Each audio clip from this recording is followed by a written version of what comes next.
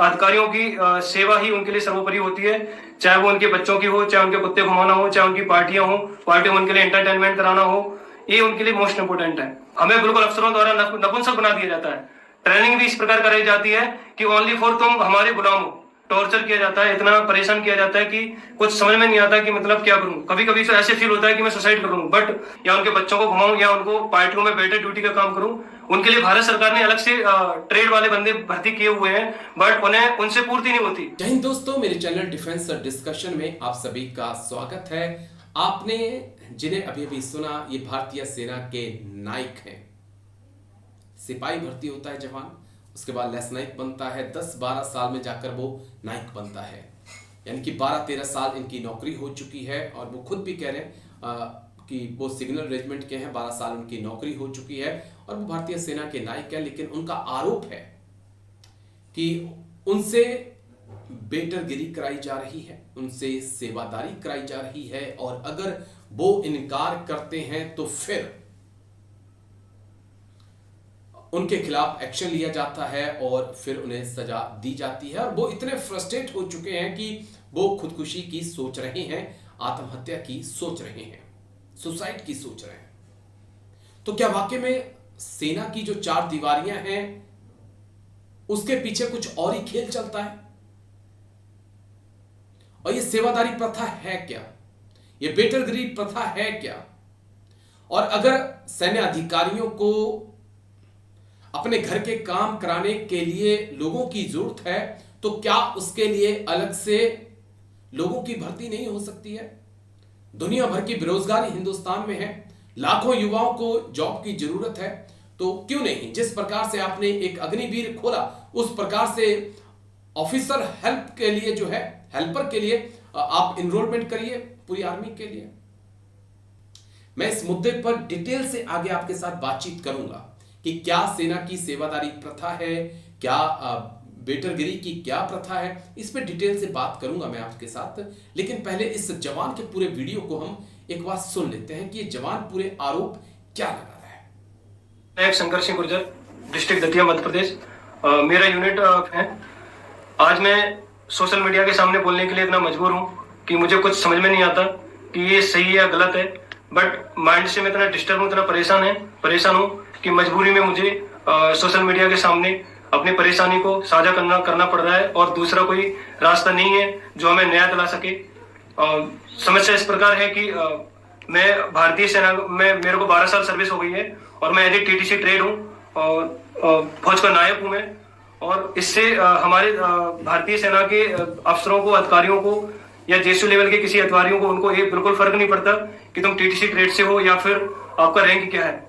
उनके लिए सर्वोपरि अधिकारियों की सेवा ही उनके लिए सर्वोपरि होती है। चाहे वो उनके बच्चों की हो, चाहे उनके कुत्ते घुमाना हो, चाहे उनकी पार्टियां हो, पार्टी में उनके लिए एंटरटेनमेंट कराना हो, ये उनके लिए मोस्ट इंपोर्टेंट है। जवानों का पूरी तरीके से शोषण किया जा रहा है और ये सब झेलते झेलते आज मुझे 12 साल हो गए हैं। बट एक देश सेवा के भाव से मैं भारतीय सेना में देश सेवा करने गया हूँ। इसको सोचते सोचते आज मुझे 12 साल हो गए हैं कि कैसे भी करके मैनेज करके अभी मैं अपनी देश सेवा कंटिन्यू रखूं। बट इतना टॉर्चर किया जाता है, इतना परेशान किया जाता है कि कुछ समझ में नहीं आता कि मतलब क्या करूं। कभी कभी तो ऐसे फील होता है कि मैं सुसाइड कर लूं, बट एक भारतीय सेना होने के नाते ये शब्द मेरे लिए शोभा नहीं देता, बट मजबूर है। एक मतलब माइंड इतना परेशान हो जाता है, इतना डिस्टर्ब हो जाता हूं कि व्यक्ति का स्वाभिमान ही बहुत बड़ी चीज होती है। आज हम अगर अपना खुद में स्वाभिमान नहीं रखेंगे तो अपनी भारत माँ की रक्षा कैसे करेंगे? हमें बिल्कुल अफसरों द्वारा नपुंसक बना दिया जाता है। ट्रेनिंग भी इस प्रकार कराई जाती है कि ओनली फॉर तुम हमारे गुलाम हो। जिस प्रकार अंग्रेजों का जो शासन चल रहा था, ब्रिटिश शासन, सेम कंडीशन में भी चल रहा है। उनके लिए हम सिर्फ गुलाम हैं। हम अगर भारतीय सेना में अगर देश सेवा करने जाते हैं, हम चाहते हैं कि हम भारतीय सेना की देश सेवा करें और लंबे समय तक भारतीय सेना की देश सेवा करते रहें।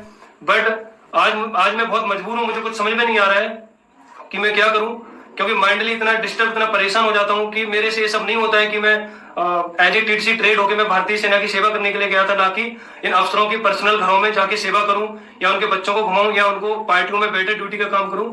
उनके लिए भारत सरकार ने अलग से ट्रेड वाले बंदे भर्ती किए हुए हैं, बट उन्हें उनसे पूर्ति नहीं होती, क्योंकि भारतीय सेना के ऑथराइज के हिसाब से जो लिमिटेड जो बंदे उनके लिए जरूरत होती है उतने रहते हैं, बट उनसे इनके लिए जरूरत पूरी नहीं हो पाती। इनके लिए और भी बंदे चाहिए होते हैं, एक की जगह ना 10 बंदे चाहिए होते हैं।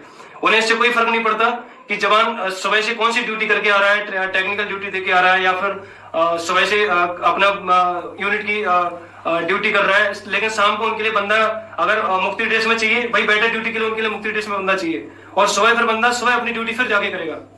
बंदा कैमरामैन अलग चाहिए इनके एंटरटेनमेंट के लिए, फोटो खींचने के लिए, एंजॉय के लिए। मैंने इस बार देखा है कि स्ट्रेंथ इतनी कम होने के बाद भी, इतनी परेशान होने के बाद, इतना खराब माहौल होने के बाद भी कुछ चीजें हैं जो हम भारतीय सेना की सोशल मीडिया पे शेयर नहीं कर सकते। हम सिर्फ अपनी परेशानी को शेयर करना चाह रहे हैं कि हमें न्याय मिले और हमारे भारतीय सेना के उच्चतम अधिकारी और हमारे देश के माननीय प्रधानमंत्री जी, रक्षा मंत्री जी इस पे विचार करें कि आखिर इस प्रकार की समस्या हमारी भारतीय सेना के अंदर क्यों आ रही है। भाई एक जवान अगर गलत हो सकता है तो हम जैसे बाकी जवान जो परेशान होकर निकल रहे हैं वो गलत नहीं हो सकते।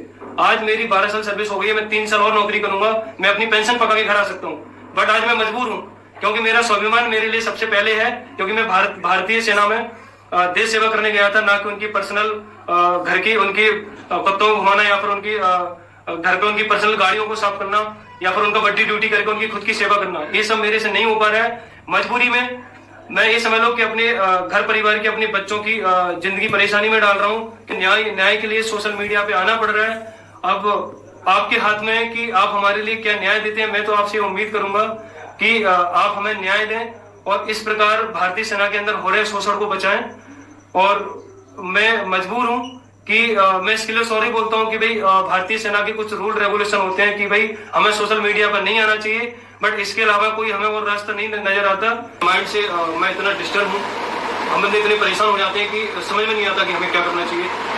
और मैं भारत सरकार से, अपने उच्चतम अधिकारियों से ये अपील करता हूँ कि इस प्रकार के भर्ती सिस्टम को प्रॉपर तरीके से हटाया जाए, जिससे हम जवानों को जो माइंडली जो हम डिस्टर्ब होते हैं, जिससे हमें परेशानी होती है, जिससे हमें ऐसे लगता है कि समझ में नहीं आता हम क्या करें।